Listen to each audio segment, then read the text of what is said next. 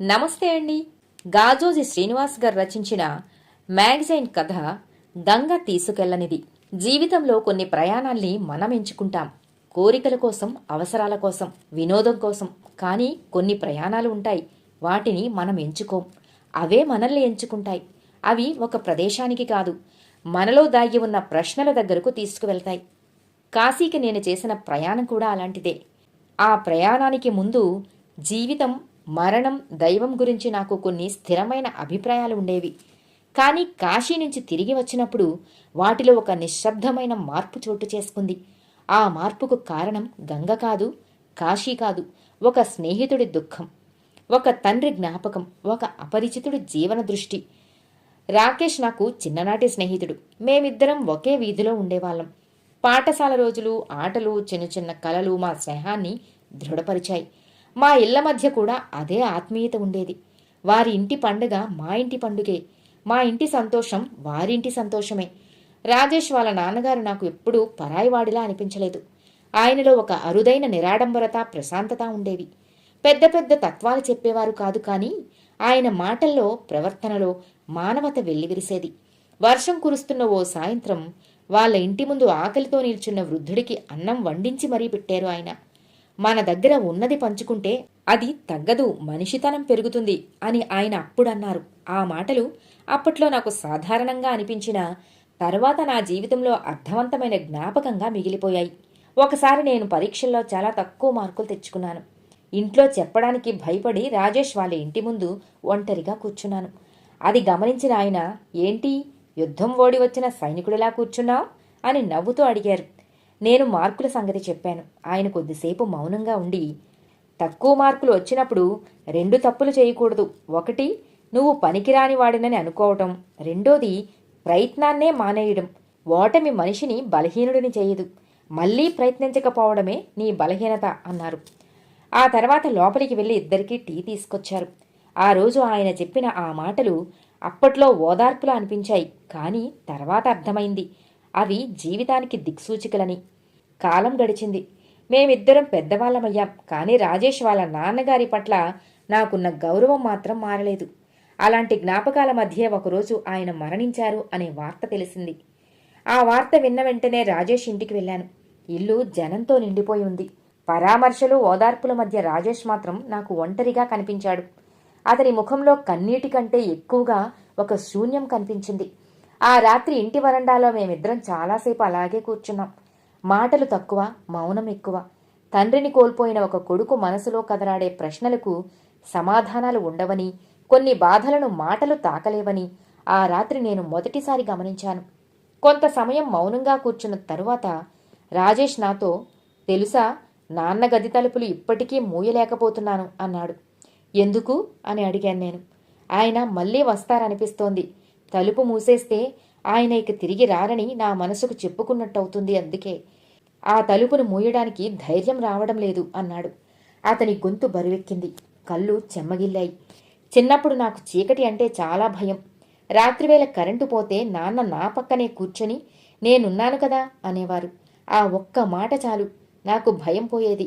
అతను బాధను దాచుకుంటూ మెల్లగా నవ్వాడు.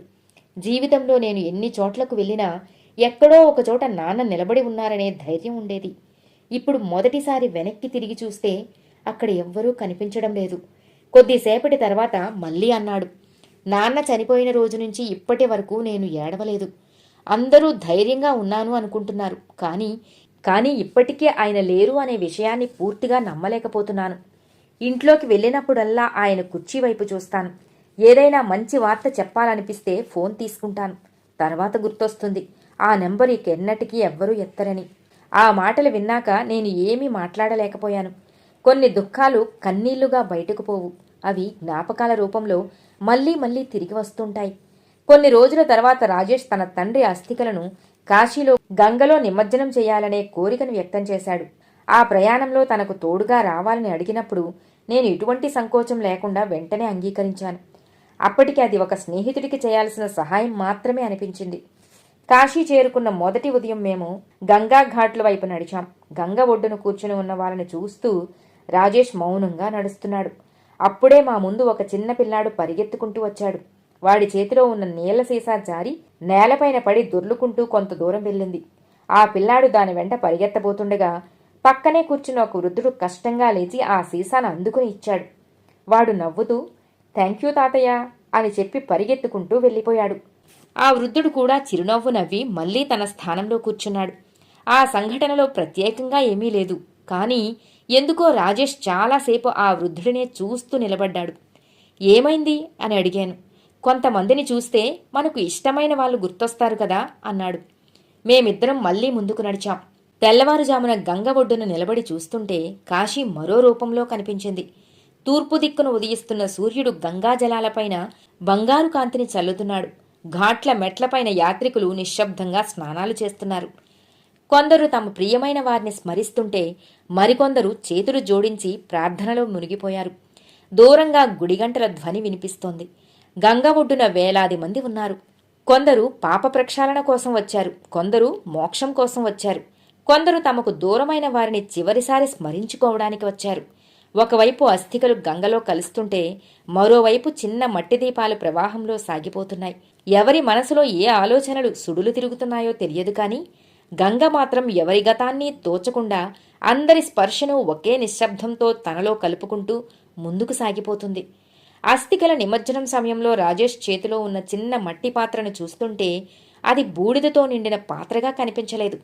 అందులో ఒక తండ్రి నవ్వు ఉంది, ఒక కుటుంబ చరిత్ర ఉంది, ఒక కొడుకు బాల్యం ఉంది, ఒక ఇంటి ఆచారం ఉంది. గంగలో కలిసింది బూడిద మాత్రమే అయినా చివరి పిడికెడు అస్థికలు నీళ్లలో కలిసిపోయాక కూడా రాజేష్ చేయి కొంతసేపు అలాగే నిలిచిపోయింది. అతని తండ్రిలాంటి మంచి మనిషి, అలాగే మరెందరో అపరిచితులు కూడా చివరికి ఇదే ప్రవాహంలో కలిసిపోతున్నారు. అప్పుడు ఎందుకో నా మనసులో ఒక సందేహం మెదిలింది. మనుషుల జీవితాలు అంత భిన్నంగా ఉంటే వారి చివరి ప్రయాణం మాత్రం ఒకేలా ఉంటుందా? గంగ మాత్రం తన ప్రవాహాన్ని ఆపలేదు.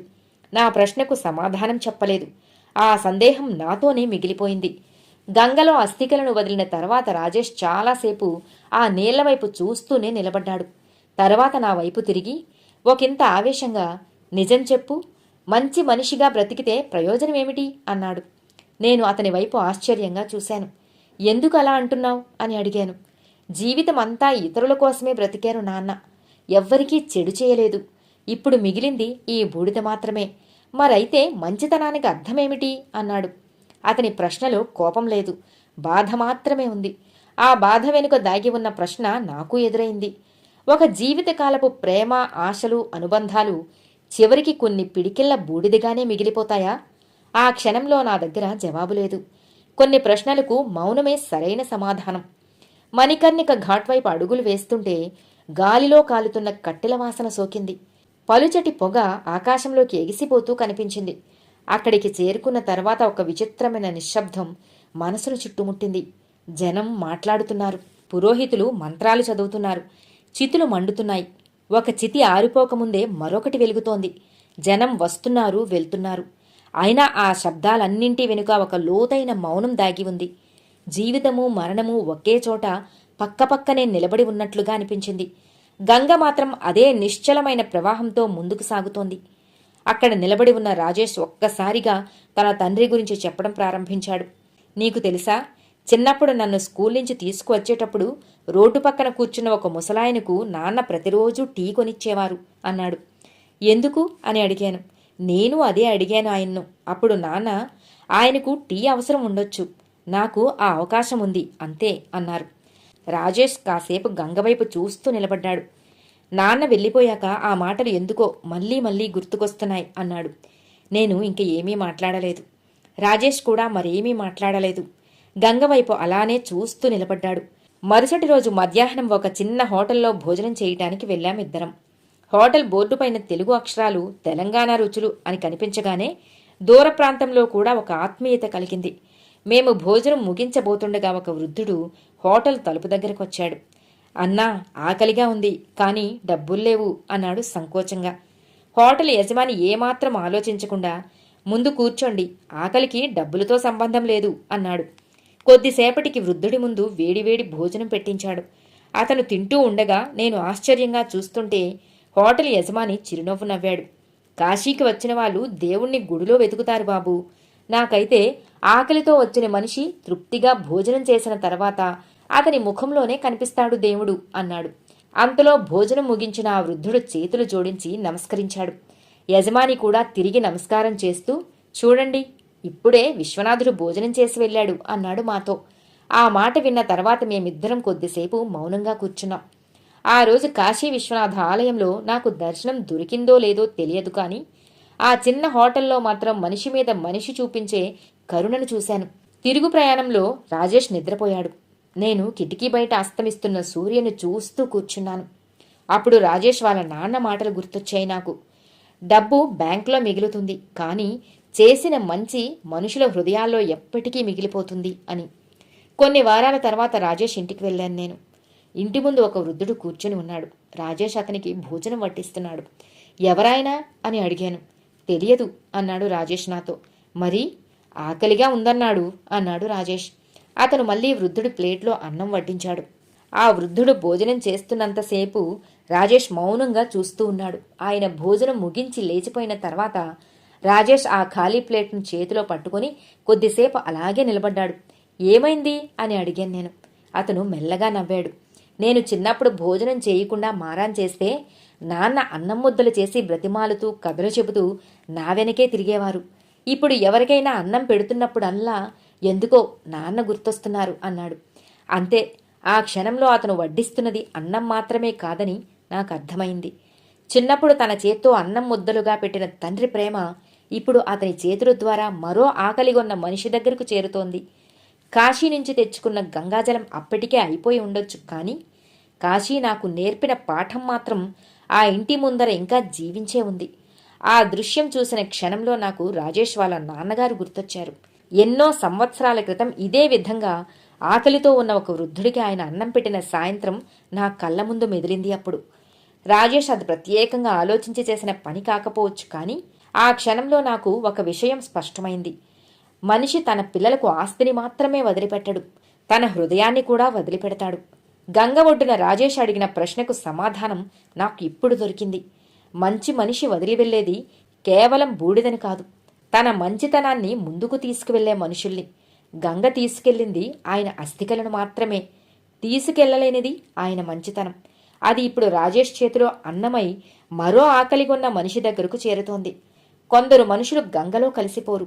వారు తమను ప్రేమించిన వారి ప్రవర్తనలో, తమ వల్ల మారిన జీవితాల్లో గంగలా ప్రవహిస్తూనే ఉంటారు. గంగ తీసుకెళ్లనిది అదే. కథ సమాప్తం.